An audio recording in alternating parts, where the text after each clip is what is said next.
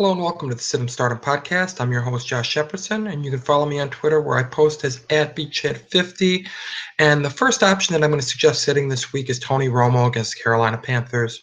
Carolina Panthers rank second in pass defense according to Football Outsiders, and they've been stingy. They're not allowing a lot of yards per attempt. They have more interceptions than touchdowns, with 15 interceptions, 12 touchdowns allowed, and they're allowing the seventh fewest passing yards per game to opposing offenses. So they have been a really stingy group.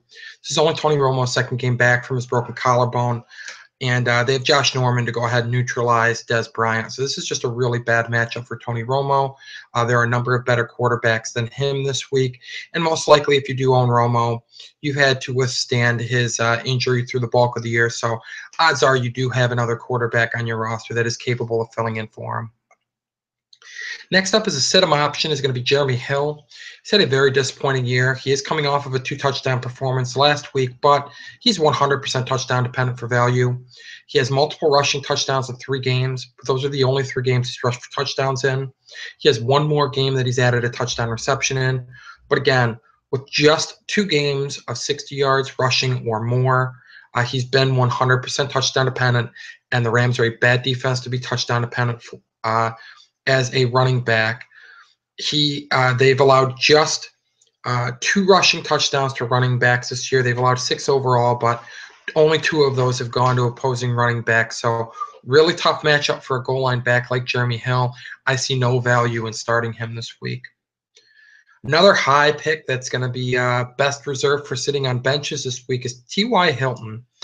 And it's not so much that I dislike Hilton for the rest of the year, but I don't like him with Matt Hasselbeck under center.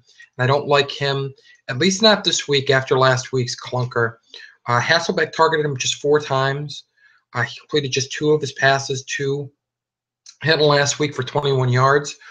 In the other 2 starts, he completed 12 passes for 155 yards to Hilton. So that's an average of 75, a little over 78 yards per game roughly. And that's not bad. 6 receptions for 78 yards is certainly playable, but he has 0 touchdown passes from Hasselbeck, or touchdown receptions from Hasselbeck. So that's a bit alarming, not scoring a lot of touchdowns this year. And it's tough for these small receivers when they don't have an elite quarterback under center. The room for error is much smaller for a guy like Hasselbeck.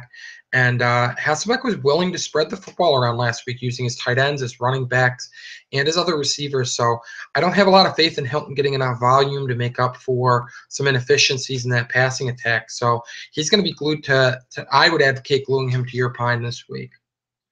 Final sit option is going to be Crockett Gillmore, and it's really tempting to use him after 2 solid weeks. Over the last 2 weeks, he's caught 9 passes for 143 yards and a touchdown.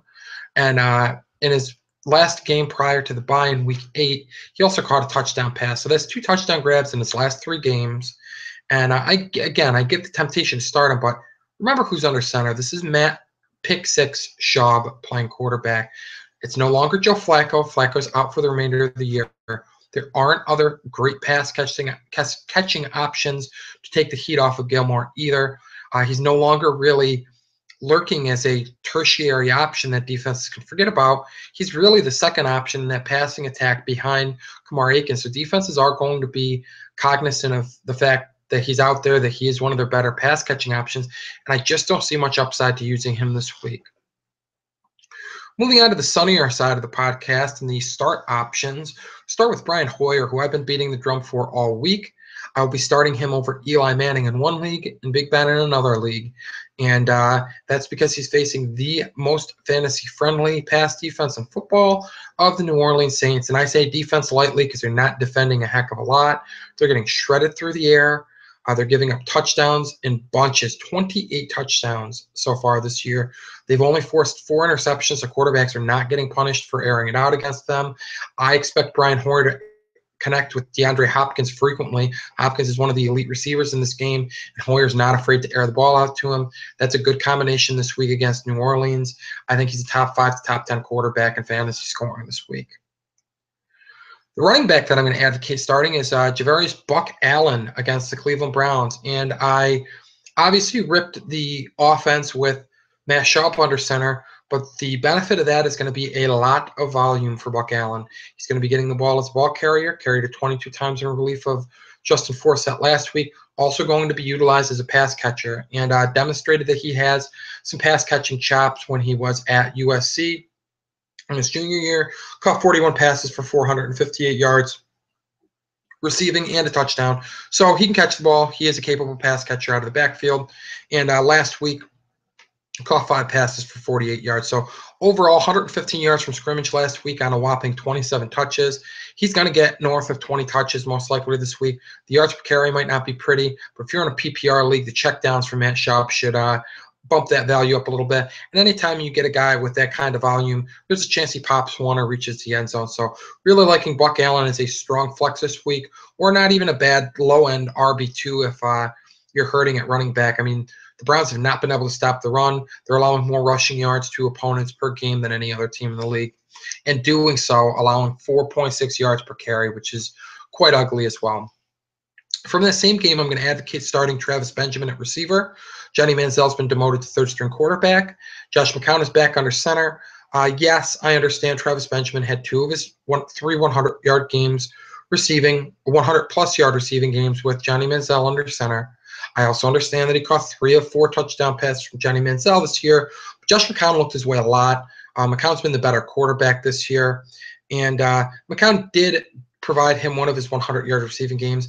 And the first time these two teams met, McCown had his best offensive game of the season, targeted Travis Benjamin a whopping dozen times, and Benjamin caught 6 passes for 83 yards, which is plenty to deliver on as a wide receiver 3 or a flex. I expect more of the same this time.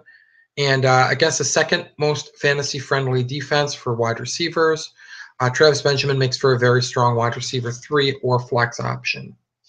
Finally, I'm going to advocate a play from the Thursday Thanksgiving game. So we got a couple Thanksgiving game guys here. Sit Tony Romo, but start Brent Celek as long as Mark Sanchez, as expected, is the starting quarterback. He's had back-to-back good efforts. Zach Ertz is out, and that should be more of the same from Celek. Mark Sanchez threw to his tight end quite a bit last week, targeted him 10 times. 7 of those passes were caught for 79 yards receiving. The week before that, Celek was responsible for 4 receptions for 134 yards. So he's kind of locked in right now. Doesn't have to compete with Zach Ertz for touches. And he's facing a Lions team that's seeded the 9th most fantasy points per game to opposing tight ends, according to Pro Football Reference. So the matchup is a plus matchup too. So I say Celek is a pretty easy low-end tight end 1. And if you read my streamers article earlier in the week, or you watched the podcast, you probably noticed that I touted a highly owned Julius Thomas, like him here as well. But since it's a little bit closer to game time, since we have a better idea that Mark Sanchez is probably starting, decided to throw you a bone with a lower owned player. So if you're looking for a streaming option at tight end, Brent Celek makes for a good one. So that's my attempt to extend an olive branch for anybody who was a little bit perturbed by the fact that I touted a widely owned Julius Thomas at tight end earlier in the week. Here's my olive branch. Here's the widely available guy that I'm going to tout to help make up for that. And on that note, that's going to wrap things up.